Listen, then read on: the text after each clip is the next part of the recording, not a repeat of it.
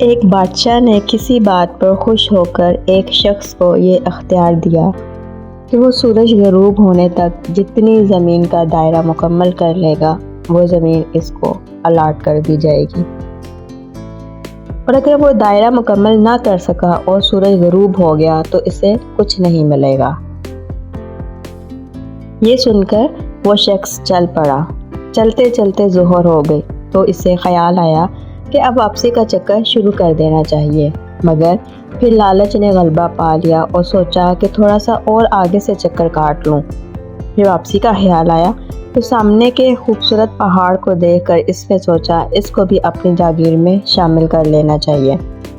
الغرض واپسی کا سفر کافی دیر سے شروع کیا۔ اب واپسی میں یوں لگتا تھا جیسے سورج نے اس کے ساتھ مسابقت شروع کر دی ہے۔ وہ جتنا تیز چلتا پتہ چلتا سورج بھی اتنا جلدی ڈھل رہا ہے۔ عصر کے بعد تو سورج ڈھلنے کی بجائے لگتا تھا پگھلنا شروع ہو گیا ہے۔ وہ شخص دوڑنا شروع ہو گیا کیونکہ اسے سب کچھ ہاتھ سے جاتا نظر آ رہا تھا۔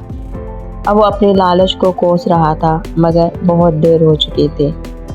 دوڑتے دوڑتے اس کا سینہ درد سے پھٹا جا رہا تھا مگر وہ تھا کہ بس دوڑے جا رہا تھا۔ آخر سورج غروب ہوا تو وہ شخص اس طرح گرا کہ اس کا سر اس کے سٹارٹنگ پوائنٹ کو چھو رہا تھا اور پھر پاؤں واپسی کے دائرے کو مکمل کر رہے تھے۔ یوں اس کی لاش نے دائرہ مکمل کر دیا۔ جس جگہ وہ گرا تھا اسی جگہ اس کی قبر بنائی گئی اور قبر پر کتبہ لگایا گیا جس پر لکھا تھا، اس شخص کی ضرورت بس اتنی ساری جگہ تھی جتنی جگہ اس قبر کی ہے۔ آج ہمارے دائرے بھی بہت بڑے ہو گئے ہیں، چلیے واپسی کی سوچتے ہیں۔